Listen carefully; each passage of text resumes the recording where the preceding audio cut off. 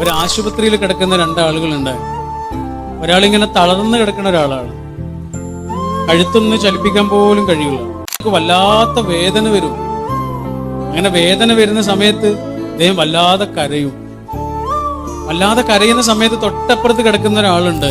Cancer ബാധിച്ച ഒരു ചെറുപ്പക്കാരനാണ്. അവൻ കിടക്കുന്നത് ജനാലയുടെ അരികിലാണ്. അപ്പൊ ഇയാളിങ്ങനെ കരയണ സമയത്ത് ഇവൻ എന്ത് ചെയ്യും? ജനാലയുടെ അപ്പുറത്ത് കാണുന്ന കാഴ്ചകളെ കുറിച്ച് ഇദ്ദേഹത്തിന് ഇങ്ങനെ പറഞ്ഞു കൊടുക്കും. നല്ല കഥ പോലെ പറഞ്ഞു കൊടുക്കും. മരത്തെക്കുറിച്ച്, മരത്തിലെ ചില്ലകളെ കുറിച്ച്, ചില്ലയിൽ വന്നിരിക്കുന്ന പക്ഷികളെ കുറിച്ച്, വഴിയിലൂടെ നടന്നു പോകുന്നവരെ കുറിച്ച്, അവരുടെ സൗന്ദര്യത്തെ കുറിച്ചൊക്കെ പറഞ്ഞു കൊടുക്കും. ഇതൊക്കെ ഇങ്ങനെ കഥകളായി കേൾക്കുമ്പോൾ ഇദ്ദേഹം മെല്ലെ മെല്ലെ മെല്ലെ അദ്ദേഹത്തിന്റെ വേദന ഇങ്ങനെ മറക്കും. ഒരു ദിവസം നന്നായി കഥ പറഞ്ഞ് രണ്ടാളും കിടന്നതാണ്. ആ രാത്രിയിൽ ക്യാൻസർ ബാധിച്ച ആ ചെറുപ്പക്കാരൻ മരിച്ചുപോയി.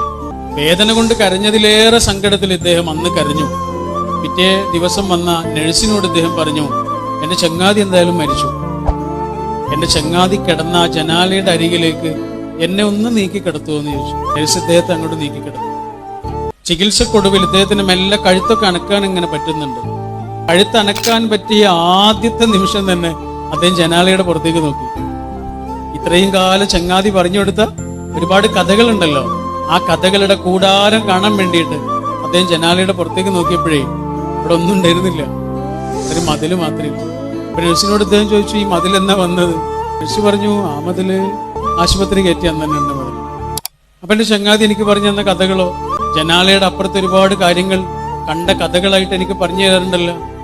അദ്ദേഹം അത് കണ്ടിട്ടുണ്ടാവില്ല. ജനാലയുടെ അപ്പുറത്തുള്ള കാഴ്ചകളെന്ന് മാത്രമല്ല, ലോകത്ത് ഒരു കാഴ്ചയും അദ്ദേഹം കണ്ടിട്ടില്ല. അദ്ദേഹം കണ്ണ് കാണാത്തൊരു മനുഷ്യനായിരുന്നു.